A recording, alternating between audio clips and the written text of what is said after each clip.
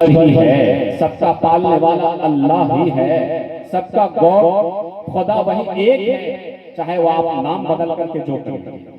मुसलमान है अल्लाह बोलिए, खुदा बोलिए। कोई और धर्म के मानने वाले हैं जैसे ईसाई लोग, मसीही लोग, वो भी गॉड बोलते हैं, अल्लाह बोलते हैं, उसको गॉड का अल्लाह ही कहा जाता है। ईश्वर बोलते हैं हमारे हिंदू भाई बोलते हैं। तो कुछ भी हो, सब जानते हैं इस बात को कि इस जिस्म में खून किसने डाला? ईश्वर ने डाला। पैदा किसने किया? ईश्वर ने किया।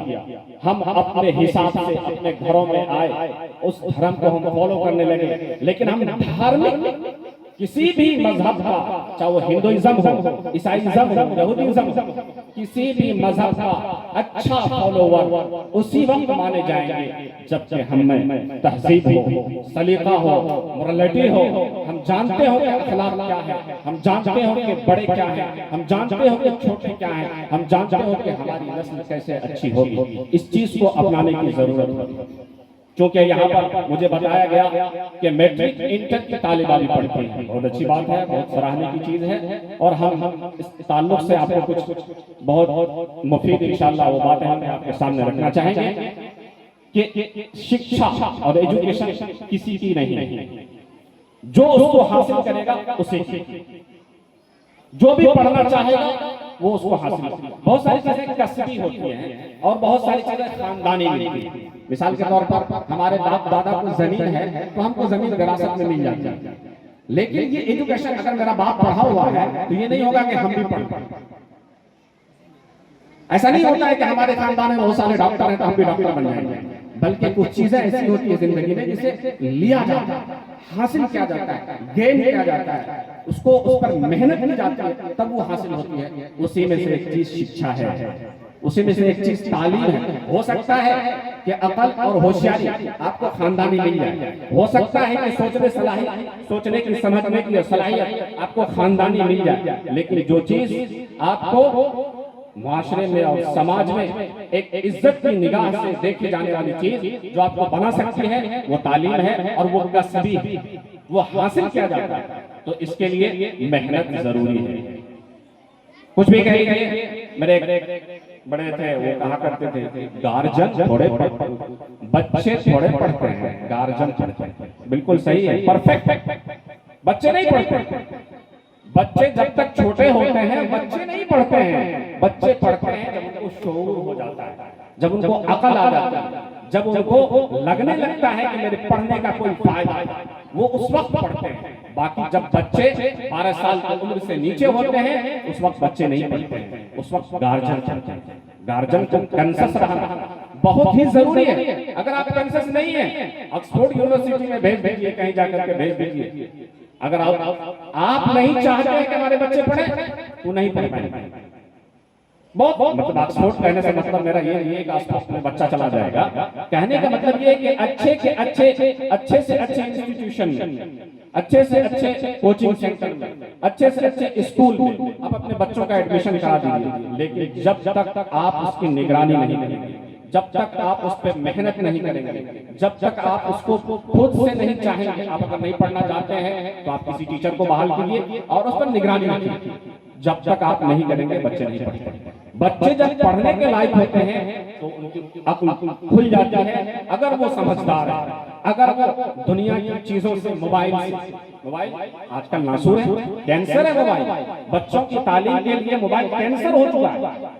मोबाइल का इस्तेमाल बहुत अच्छा भी है और मोबाइल का इस्तेमाल बहुत खराब भी है, लेकिन नेचर जो अल्लाह ने इंसान की बनाई है वो क्या है कि इंसान ज्यादातर बुरी चीजों की तरफ जाता है, खराब चीजों की तरफ जाता है, अच्छी चीजों की तरफ नहीं जाता। तो इससे क्या होता है, क्योंकि हमारी अक्ल नाकिस होती है, छोटी होती है, हम बुराई की तरफ जाते हैं और हम बर्बाद हो जाते हैं। और एक बर्बाद होने का तनहा जो बहुत बड़ा कारण है आज के वक्त में, वो बच्चों के हाथ में मोबाइल नहीं। अपने बच्चों को मोबाइल से दूर रखें। एपीजे अब्दुल कलाम सब जानते होंगे, डॉक्टर एपीजे अब्दुल कलाम, साबिक president of India, ex president of India, जो हमारे राष्ट्रपति थे पहले के, इससे पहले 2-3 राष्ट्रपति पहले जो हमारे और साइंटिस्ट हमारे मुल्क के गौरव है, मिसाइल मैन है, जिसने मिसाइल इस मुल्क को ऐसा ऐसा मिसाइल दिया कि पाकिस्तान उससे थर-थर करता है। हमारे पास ऐसा ऐसा मिसाइल है और उन्हें दिया डॉक्टर APJ अब्दुल कलाम। वो एक बच्चे को नसीहत कर रहे थे, किसी बच्चे ने उनसे पूछा कि हमको अपनी लाइफ में सक्सेस होने के लिए बच्चे अगर हैं, कामयाबी चाहते हैं, तो देखिए कितनी अहम बात डॉक्टर APJ अब्दुल कलाम ने बताई।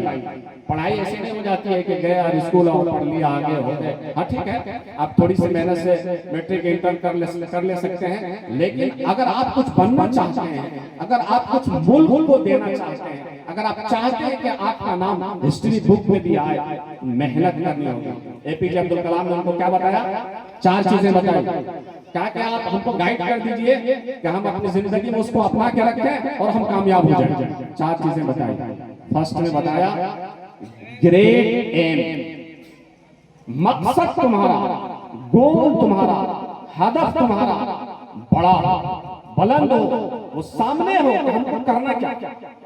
मकसद तुम्हारा बुलंद होना चाहिए। जिस चीज पर हम फोकस करते हैं उसको हम बड़ा करके करें, एक छोटा नहीं। हाँ चलो इंटर मैट्रिक कर लेते हैं, किसी तरह से चल जाएगा, तब तो तुम चलने वाले हो गए ना, तुम करने वाले कहाँ हो, तुम चलने वाले हो। मकसद ये होना चाहिए कि हम अच्छी से अच्छी पोजीशन, हम मुल्क को कुछ दें, हम इंस्टीट्यूट का नाम करेंगे, हम कोचिंग का नाम करेंगे। तुम्हारा मकसद ये होना चाहिए कि हम बड़ा से बड़ा इंसान बन सकते हैं, अच्छा से अच्छा इंसान बन सकते हैं।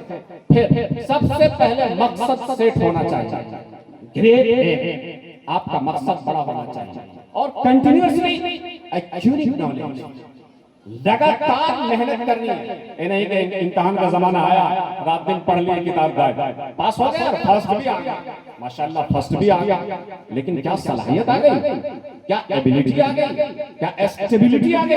नहीं आई। क्यों नहीं आई? कि हमने मेहनत नहीं, शुरू से मेहनत नहीं। किसी चीज को जब आप रेगुलर करेंगे, लगातार करेंगे, मुसलसल करेंगे, तो उस चीज की आपको कमांड पैदा होगी। ड्राइवर क्यों मंझ जाता है? जब ज्यादा ड्राइवर चलाने लगता है तो ज्यादा मंझ जाता है। क्यों मंझ जाता है? एक्सपीरियंस हो जाता है। इसी तरीके से कोई भी काम आप कोई भी क्लास में हो, 7th में हो, 8th में हो, 9 में हो, 10 में, आप रेगुलर लगातार पढ़ें। एग्जाम के नियत से नहीं पढ़ें, सिर्फ फर्स्ट होने के नियत से नहीं पढ़ें, बल्कि सलाहियत की नियत से पढ़ें। किताब का हर हर प्रश्न, किताब का हर हर सवाल, किताब का हर हर क्वेश्चन पर हमारा दस्तरस हासिल हो, हमको उबूर हो, हमको कमांड हो कि अगर ये सवाल हमसे पूछा जाए तो हम बिल्कुल आहिस्ता से इसका हम जवाब दे सकते हैं। लगातार क्या बताया? ग्रेट एम, मकसद तुम्हारा बड़ा हो, वाज़ेह हो, उसके बाद उसको हासिल करने के लिए लगातार कोशिश करते रहो। ये नहीं कि कभी किए, कभी नहीं किए, कभी किए तो वो ऐसे रहोगे, कभी नहीं कभी हाँ वाला रहोगे, पास भी हो जाओगे, कोई दिक्कत नहीं हो पाएगा। आगे सक्सेसफुल नहीं है, आगे कामयाबी नहीं है। आगे कामयाबी के लिए लगातार कोशिश करनी होती है।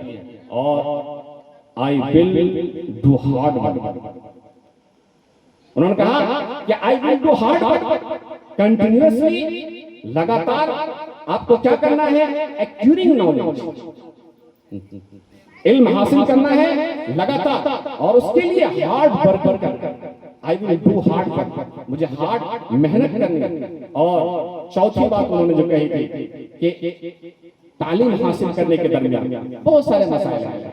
गरीब आदमी पढ़ने का बहुत परेशानी है, लोन ले रहे हैं, जमीन बेच रहे हैं, बाप अकेला है, बाप रिक्शा चला रहा है, बाप मजदूरी कर रहा है, बहुत सारी परेशानियां आएंगी। लेकिन तुम परेशानियों को तुम देख रहे हो और तुम समझ रहे हो, तो उस परेशानियों से लड़कर मुकाबला करके तुमको आगे बढ़ने की हिम्मत होनी चाहिए। तब तुम कामयाबी के दहलीज पे पहुंचो, तब तुम कामयाब हो जाओ। कोई जरूरी है कि सब पढ़ने वाला का बेटा जो है सबका बाप करोड़पति हो, ऐसा नहीं होता। और करोड़पति के बेटे तो कम ही पढ़ते हैं, ये भी एक रिपोर्ट है, कम ही पढ़ते हैं। उनको तो लगता है कि हम मालदार हैं, मेरे यहाँ तो इतने पैसे हैं, हमारे यहाँ तो एसी है, हमारे यहाँ तो बंगला है, हमारे यहाँ तो गाड़ी है, हमको क्या चीज की दिक्कत है? तो वो मेहनत नहीं करते। नहीं, आपको मेहनत, अगर आपने अपना हदफ सेट कर लिया, अपना मकसद सेट कर लिया, अपना एम सेट कर लिया, आपको कुछ करना है तो उसके हिसाब से मेहनत करनी होगी। वो जितना मेहनत मांग रहा है उतनी मेहनत आपको करनी ही, नहीं करेंगे आप कामयाब नहीं हो सकते। बहरहाल वक्त का तकाजा है। दो चीजें हम चूंकि नौजवान नस्ल है, आपको छोड़ के जाते हैं, दो नाम छोड़ के जाते हैं। आप उस नाम का रिसर्च करना है जाकर के। प्रोग्राम खत्म होने के बाद घर में जाना। आप तो एआई चलाते होंगे, गूगल चलाते होंगे, फेसबुक चलाते हैं, बहुत कुछ चलाते हैं। अच्छी चीजें भी देख लिया करो, पढ़ने सीखने की चीजें भी देख लिया करो, कुछ नॉलेजेबल बातें भी सुन लिया करो। इब्न सीना नाम सुने आपने? इब्न सीना ये कौन थे? हम मुसलमान से मुखातब हैं। अबू रैहान कौन थे? जाके तलाश करना। दो नाम दे रहा हूं, इब्न सीना, अबू रैहान कौन थे? जाके तलाश करना। ये मैथमेटिक्स के मूजिदों में से आते हैं, मैथमेटिक्स को बनाने वालों में से आते हैं। ये माहिर फलकियात हैं